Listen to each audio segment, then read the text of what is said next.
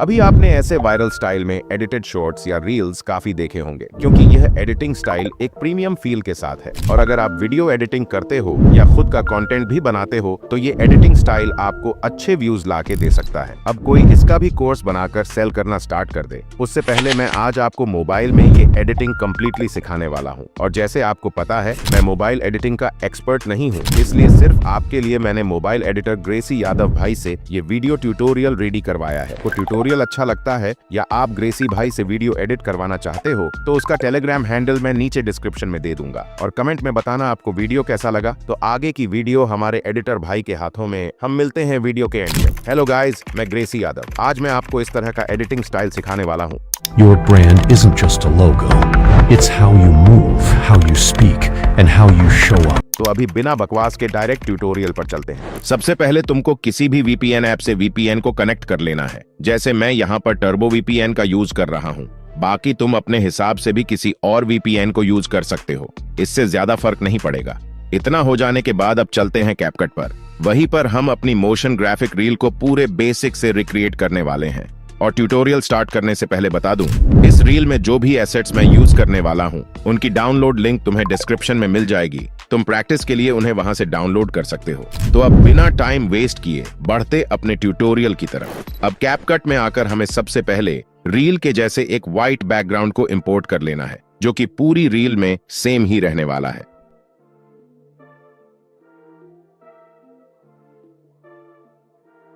अब इसके बाद हम जो भी इमेज ऐड करने वाले हैं वो सब ओवरले में ही रहेंगी। अब हमें ओवरले पर क्लिक करके एक ग्रिड बैकग्राउंड को यहां पर ऐड कर लेना है, जो तुम्हें एसेट्स की फाइल में से मिल जाएगा।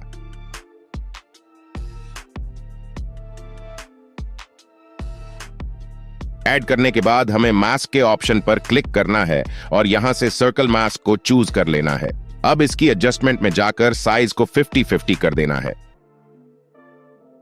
जैसे मैंने यहां किया है।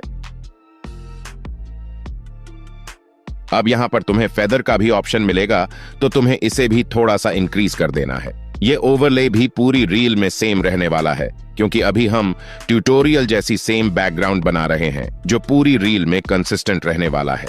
अब इसके बाद तुम ट्यूटोरियल में देख सकते हो कि यहां पर एक स्टार की इमेज है, तो मैं भी अपने प्रोजेक्ट में स्टार की इमेज को ओवरले से इंपोर्ट कर लेता हूं।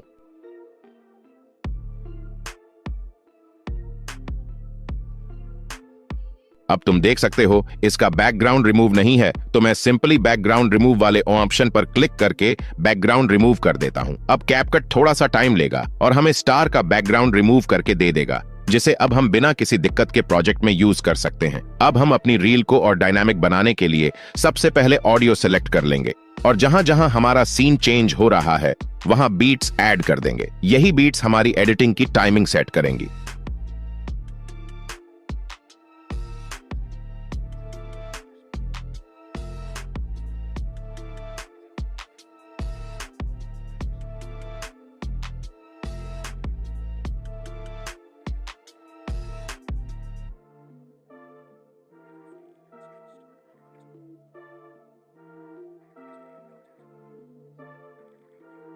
इतना सब हो जाने के बाद अब हम वापस अपने प्रोजेक्ट में चलते हैं और जो स्टार की इमेज हमने ऐड की थी उसके 2 डुप्लीकेट बना लेने हैं, जिससे प्रोजेक्ट में टोटल 3 स्टार हो जाएंगे।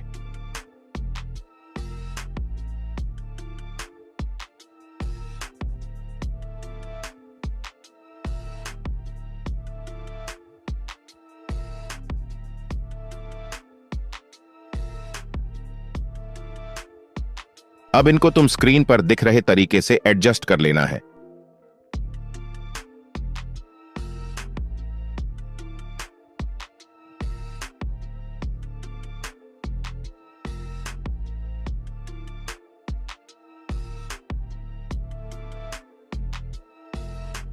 अब हम इन स्टार्स में मोशन डालेंगे, जिसके लिए हमें सबसे पहले ओरिजिनल स्टार वाले ओवरले को सिलेक्ट कर लेना है और मोशन डालने के लिए हम की फ्रेमिंग का यूज करने वाले हैं।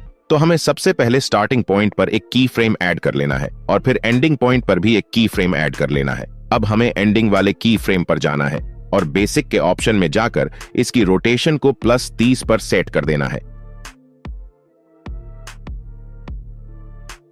इससे हमारा स्टार पहले पॉइंट से दूसरे पॉइंट तक रोटेट होता हुआ जाएगा। अब हमें यही प्रोसेस बाकी दोनों स्टार डुप्लीकेट्स पर भी रिपीट करनी है ताकि तीनों स्टार्स एक साथ मोशन में आ जाएं और हमारी रील का मेन इफेक्ट कंप्लीट हो सके।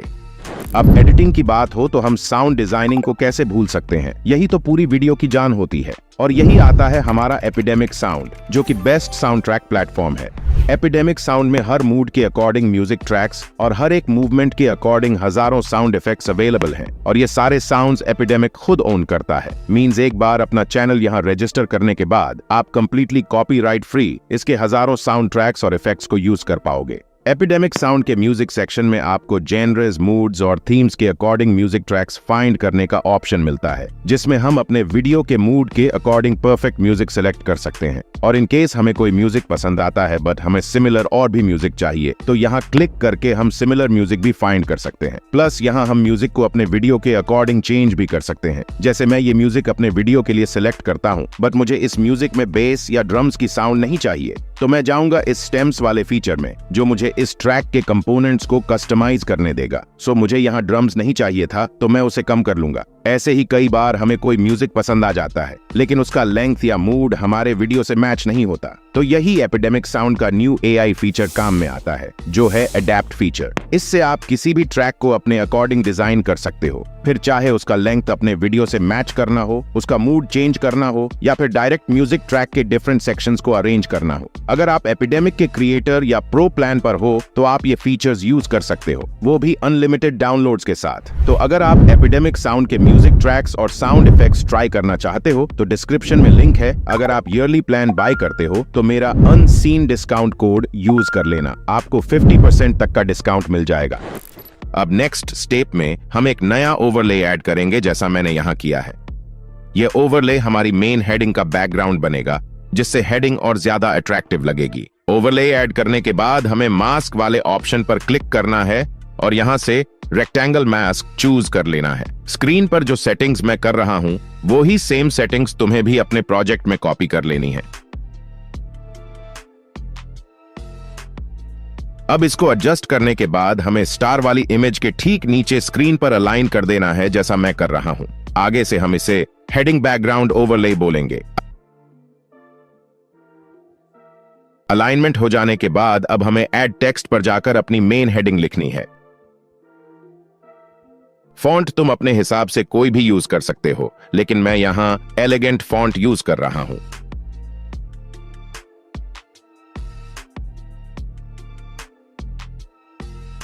टेक्स्ट लिखने के बाद हमें इसे हेडिंग बैकग्राउंड ओवरले के ऊपर परफेक्टली अलाइन कर देना है और इसका कलर व्हाइट रखना है ताकि ये रील में अच्छे से विजिबल हो।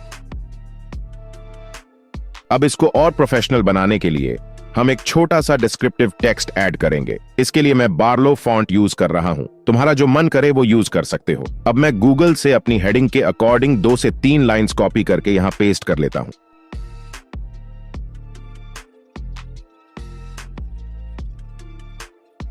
ध्यान रहे इसका फॉन्ट साइज स्मॉल ही रखना है, जैसे मैं यहां 6 का साइज चूज कर रहा हूं, क्योंकि ये सीन के साथ अच्छे से सेट हो रहा है। और इसके साथ ही हमें इसकी ओपेसिटी को भी कम करके 50% पर कर लेना है। अब फाइनल स्टेप में हम इन दोनों टेक्स्ट को एनिमेशन देंगे। मेन हेडिंग के लिए मैं यहां एनिमेशंस में से टाइप 2 एनिमेशन को सिलेक्ट कर रहा हूं और डिस्क्रिप्शन के लिए मैं एक classic effect typewriter animation choose कर रहा हूं। अब एनिमेशन की ड्यूरेशन एडजस्ट करने के बाद अगर क्लिप में कोई एक्स्ट्रा पार्ट बच गया है तो हमें उसे कट करके डिलीट कर देना है। और बस अब हमारा पहला मोशन ग्राफिक सीन कंप्लीट हो चुका है, जो कि प्ले करने पर काफी सही बना है। अब हम अपने सेकंड सीन की प्रिपरेशन को शुरू करते हैं। इसके लिए हमें कुछ इस टाइप की इमेजेस या एसेट क्रिएट करनी होंगी और उसके लिए हम पिक्सेलैब ऐप का यूज करने वाले हैं। और अगर तुम्हारे पास पिक्सेलैब नहीं है तो तुम मेरे टेलीग्राम में से डाउनलोड कर सकते हो। अब हमें पिक्सेलैब ओपन करना है और यहां से बैकग्राउंड के कलर को चेंज करना है। उसके लिए 4th ऑप्शन पर क्लिक करके बैकग्राउंड कलर को ग्रीन सेलेक्ट कर लेना है। हम ग्रीन इसलिए यूज कर रहे हैं ताकि इसका बैकग्राउंड कैप कट में इजीली रिमूव हो सके। अब इसमें टेक्स्ट ऐड करने के लिए 2nd ऑप्शन पर क्लिक करके ऐड टेक्स्ट को चूज कर लेना है।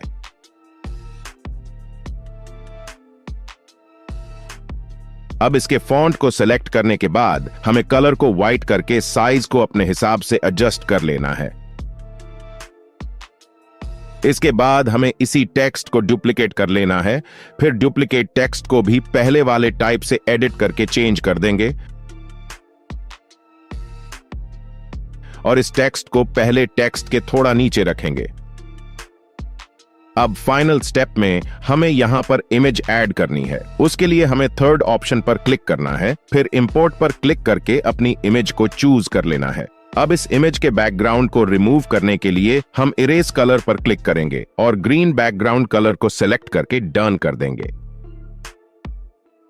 अब बस हमें इस फाइनल इमेज को सेंटर में अलाइन करना है और एक्सपोर्ट कर लेना है।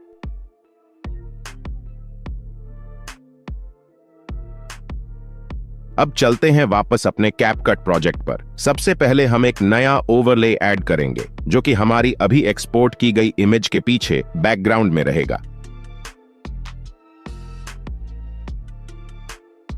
ओवरले ऐड हो जाने के बाद हमें ट्रांसफॉर्म पर क्लिक करना है और रेशियो को 1:1 सिलेक्ट कर लेना है। अब इमेज को अच्छे से एडजस्ट करके डन पर क्लिक कर देना है। अब हमें यहां से मास्क पर क्लिक करना है और यहां से सर्कुलर मास्क को सिलेक्ट कर लेना है और एडजस्ट पर क्लिक करके साइज में X और Y दोनों को 80 पर सेट कर देना है।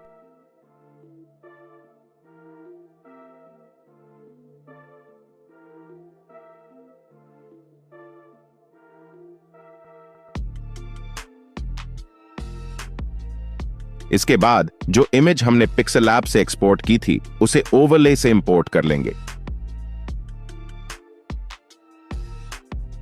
अब इसका बैकग्राउंड रिमूव करने के लिए हम क्रोमा की ऑप्शन का यूज करेंगे। उसके लिए हमें बीजी रिमूव में आकर यहां से क्रोमा की में ग्रीन कलर को सिलेक्ट करके डन कर देना है। अब हमें इसको थोड़ा रिसाइज करना है ताकि ये ब्लैक बैकग्राउंड के सेंटर में ठीक से फिट हो जाए। अब फिर से हम एक और इमेज को ओवरले से ऐड कर लेंगे और इसका बैकग्राउंड रिमूव करने के लिए तुम रिमूव बैकग्राउंड ऑप्शन में जाकर क्रोमा की या ऑटो रिमूवल में से कोई भी मेथड यूज कर सकते हो। अब मैं इसको भी सीन के अकॉर्डिंग अलाइन कर लेता हूं और इसका भी एक डुप्लीकेट बनाकर उसको भी अलाइन कर दूंगा कुछ इस तरह से। लेकिन अभी भी ये सीन थोड़ा अजीब सा लग रहा है, तो उसे ठीक करने के लिए हम इसमें थोड़ा सा कलर एडजस्टमेंट करेंगे, जिसके लिए हमें इमेज को सिलेक्ट करके एडजस्ट पर क्लिक करना है और सैचुरेशन को 0 करके ब्राइटनेस को थोड़ा कम कर देना है। इससे हमें इमेज में थोड़ा डार्क और प्रोफेशनल लुक मिलेगा। अब यही सेम प्रोसेस हम बाकी की 2 इमेजेस के साथ भी रिपीट कर लेंगे। तो इतना हो जाने के बाद अब मेन काम आता है एनिमेशन देने का। एनिमेशन देने के लिए सबसे पहले हमें ब्लैक बैकग्राउंड को सिलेक्ट करना है, फिर टाइमलाइन में एक की फ्रेम स्टार्टिंग में और एक की फ्रेम को बीच में ऐड कर लेना है।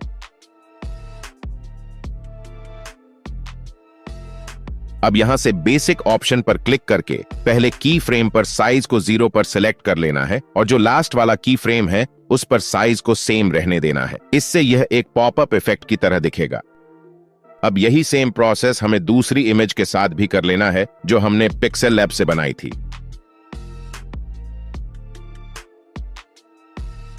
इतना हो जाने के बाद हम इस सीन के हिसाब से भी एक डिस्क्रिप्शन वाला टेक्स्ट ऐड करेंगे। इसके लिए हम सिंपल सीन 1 में से टेक्स्ट को डुप्लीकेट कर लेंगे, जिससे बार बार मेहनत न करनी पड़े।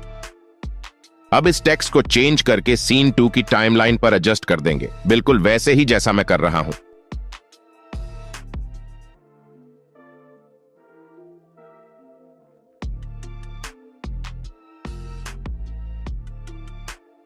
अब एक इंपॉर्टेंट स्टेप, अभी तुम देख सकते हो कि यह टेक्स्ट इमेज के ऊपर आ रहा है। इसे ठीक करने के लिए तुम्हें टेक्स्ट को सिलेक्ट करना है और लेयर्स वाले ऑप्शन पर क्लिक करना है। अब राइट साइड में तुम्हें ऑल नाम का एक ऑप्शन मिलेगा, उस पर क्लिक करने पर तुमको इस प्रोजेक्ट की सारी लेयर्स दिख जाएंगी। अब जिस लेयर को हमें पीछे रखना है उसे सिंपली ड्रैग करके पीछे कर देंगे। जैसे इस सीन में मुझे टेक्स्ट को इमेज के पीछे रखना है, तो मैं टेक्स्ट को ड्रैग करके इमेज के पीछे सेट कर दूंगा कुछ इस तरह से। और इतना हो जाने के बाद हमारा सीन 2 भी पूरी तरह रेडी हो चुका है।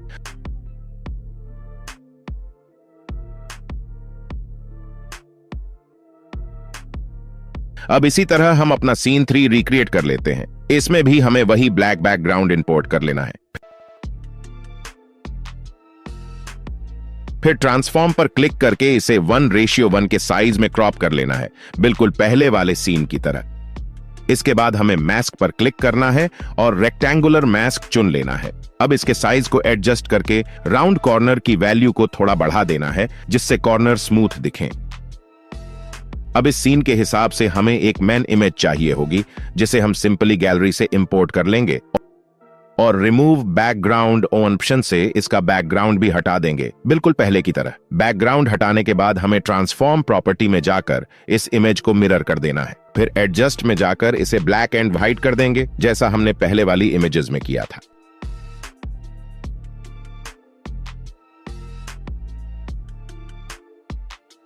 अब सीन को थोड़ा भरा भरा और इंपैक्टफुल दिखाने के लिए हम एक हेडफोन की इमेज ऐड करेंगे। इसका भी बैकग्राउंड रिमूव करके सीन के दोनों एंड्स पर अलाइन कर देंगे, बिल्कुल वैसे ही जैसा मैं करता जा रहा हूं।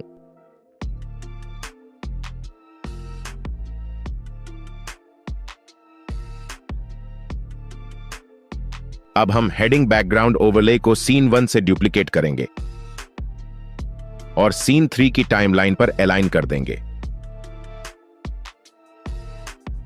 इसके बाद डिस्क्रिप्शन वाला टेक्स्ट भी सीन 1 से डुप्लीकेट करके सीन के हिसाब से एडजस्ट कर लेंगे। फिर हेडिंग वाले टेक्स्ट को भी सीन 1 से डुप्लीकेट करेंगे और हेडिंग बैकग्राउंड के ऊपर सेट कर देंगे।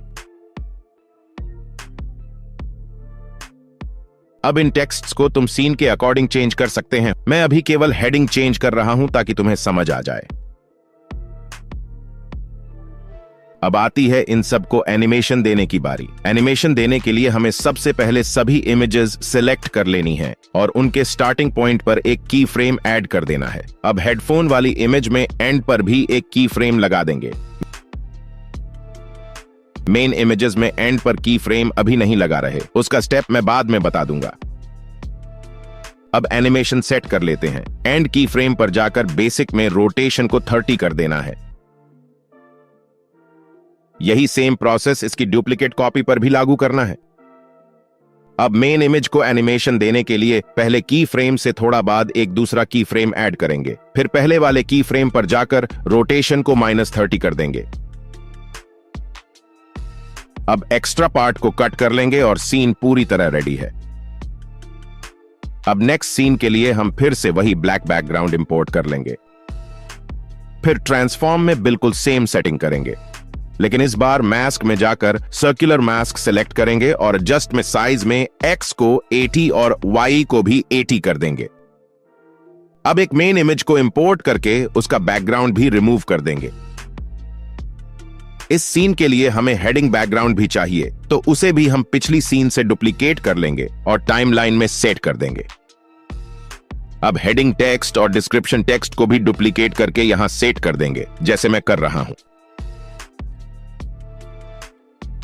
अब मैंने अपने सारे टेक्स्ट को अलाइन कर लिया है, लेकिन अभी भी सीन थोड़ा खाली खाली लग रहा है। उसके लिए मैं एक और इमेज को ऐड कर लूंगा। इमेज को ऐड करने के बाद उसका भी बैकग्राउंड रिमूव करेंगे और उसको सीन के दोनों एंड्स पर पुट कर देंगे। अब बस हमें इन इमेजेस को एनिमेशन देनी है। अब ये दोनों जो साइड की इमेजेस हैं, हमें उनको सेम रोटेशन वाली एनिमेशन देनी है जैसे हमने बाकी सीन्स में दी है। सिंपल दोनों इमेजेस पर एक की फ्रेम स्टार्टिंग में और एक की फ्रेम लास्ट में ऐड करेंगे और लास्ट की फ्रेम पर जाकर बेसिक्स से रोटेशन को 30 कर देंगे। अब जो मेन इमेज की एनिमेशन है वो थोड़ी अलग है, इसलिए उसको मैं अच्छे से समझा देता हूं। मेन इमेज में एक की फ्रेम स्टार्टिंग में और एक उससे थोड़ी दूर ऐड करना है। फिर पहले की फ्रेम पर जाकर बेसिक में जाकर साइज को इंक्रीज कर देंगे, जिससे एक जूम इन इफेक्ट मिलेगा और फिर इसके बैकग्राउंड इमेज में भी एनिमेशन डालेंगे, एक की फ्रेम स्टार्टिंग में और एक उससे थोड़ी दूर। फिर पहले वाले की फ्रेम पर जाकर साइज को 0 कर देंगे। और हमारा ये सीन भी बनकर रेडी हो चुका है। अब नेक्स्ट सीन के लिए हमें फिर से सेम ब्लैक बैकग्राउंड चाहिए, तो मैं सिंपली लास्ट सीन से डुप्लीकेट कर लेता हूँ। अब यहाँ पर अलाइन करने के बाद फिर इसका पहला की फ्रेम और फिर दूसरा की फ्रेम डिलीट कर दूंगा ताकि हम न्यू एनिमेशन सेट कर सकें। अब सीन के दोनों साइड इमेज ऐड करने के लिए मैं फिर से स्टार वाली इमेज का यूज करूंगा जो मैंने पहले सीन के लिए यूज की थी। तो मैं ज्यादा मेहनत नहीं करूंगा और बस पहले सीन पर जाकर दोनों इमेज को डुप्लीकेट कर लूंगा और यहां पर अलाइन कर लूंगा। अब तुम यहां पर देख सकते हो कि दोनों इमेज के लास्ट की फ्रेम्स बीट से आगे हैं, तो मैं सिंपली बीट पर जाकर एक और की फ्रेम ऐड कर दूंगा और एक्स्ट्रा पार्ट को रिमूव कर दूंगा। इससे मेरी एनिमेशन भी खराब नहीं होगी। अब यही प्रोसेस तुम्हें सेकंड इमेज के साथ भी करनी है। अब मैं मेन इमेज को भी ऐड कर लेता हूं और फिर मैं इसका बैकग्राउंड भी रिमूव कर दूंगा बिल्कुल ओल्ड प्रोसेस से। अब इसको थोड़ा अलाइन करने के बाद मैं थोड़ा एनिमेशन दे देता हूं। तो सबसे पहले स्टार्टिंग में एक की फ्रेम और एंडिंग में एक की फ्रेम ऐड करूंगा और बेसिक में जाकर एंडिंग वाले की फ्रेम में रोटेशन को 280 कर दूंगा जिससे एक फास्ट स्पिन इफेक्ट आएगा। बस अब इसके बाद मुझे फिर से एक हेडिंग बैकग्राउंड चाहिए, तो मैं फिर से लास्ट सीन पर जाकर डुप्लीकेट करूंगा और यहां पर लाकर अलाइन कर दूंगा और ऐसे ही सेम हेडिंग टेक्स्ट को भी कॉपी करके अलाइन कर दूंगा। अब मुझे इस सीन के लिए सेकेंडरी टेक्स्ट भी चाहिए, तो मैं सिंपली हेडिंग टेक्स्ट को डुप्लीकेट करूंगा और फॉन्ट कलर को ब्लैक चूज करूंगा और फॉन्ट भी डिफरेंट चूज कर लूंगा। आप कोई भी फॉन्ट यूज कर सकते हो, बट मैं इसके लिए सीक्वल फॉन्ट यूज कर रहा हूं। फिर टेक्स्ट लिखने के बाद स्टाइल में जाकर बोल्ड इटैलिक से इटैलिक को चूज कर लूंगा जिससे ये बिल्कुल सेकेंडरी टेक्स्ट का लुक देगी। और बस इसके साथ हमारा ये सीन भी क्रिएट हो चुका है। अब नेक्स्ट सीन के लिए मुझे बस एक फ्रेम की इमेज चाहिए जिसको मैं इंपोर्ट कर लेता हूं और इसका भी बैकग्राउंड अरेंज कर दूंगा। इसके बाद इसको अलाइन करके इसके बीच में टेक्स्ट लिखना है। अब उसके लिए ऐड टेक्स्ट पर क्लिक करेंगे और एक बोल्ड फॉन्ट को चूज करेंगे। ये टोटली आपकी चॉइस है, मैंने फिलहाल सेक्वेल ही चूज करा है। इसके बाद स्टाइल से इसका साइज एडजस्ट करके इसको फ्रेम के सेंटर में अलाइन कर देंगे और स्पेसिंग में जाकर लाइन के बीच की स्पेसिंग भी एडजस्ट करेंगे।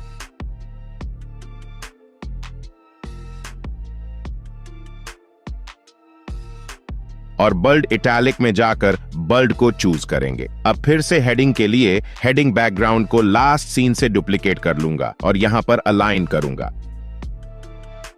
और फिर एक हेडिंग टेक्स्ट को भी सेम डुप्लीकेट करूंगा और यहां लाकर अलाइन कर दूंगा। और बस फाइनली सीन को कंप्लीट करने के लिए एक डिस्क्रिप्शन टेक्स्ट को भी डुप्लीकेट करके अलाइन कर दूंगा। और बस हमारा ये सीन भी रेडी है। नेक्स्ट 2 सीन में सेम एडिटिंग होने वाली है। हमें बस टेक्स्ट चाहिए एंडिंग सीन के लिए। तो सबसे पहले मैं एक हेडिंग को डुप्लीकेट कर लेता हूं और फॉन्ट कलर को ब्लैक करके यहां पर अलाइन कर देता हूं।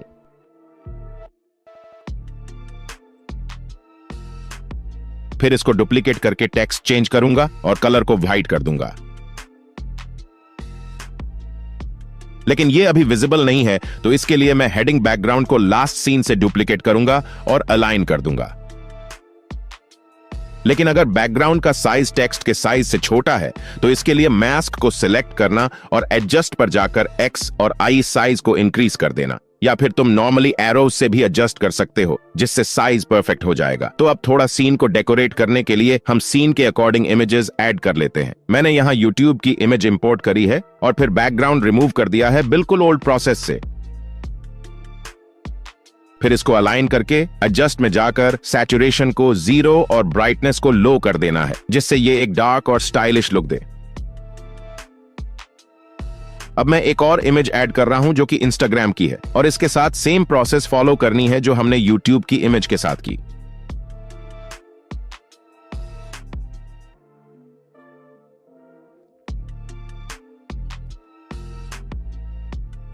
और बस हमारा ये सीन भी रेडी हो गया है। अब नेक्स्ट सीन में बस ओनली टेक्स्ट चेंज करना है, बाकी सब सेम रहेगा। तो बस इसी के साथ हमने इस रील को कैपकट के अंदर पूरा बेसिक से एडिट करा है और ये रहा final result. Your brand isn't just a logo. It's how you move, how you speak, and how you show up, even when no one is watching. Every frame builds trust. You're not just creating content, you're creating you.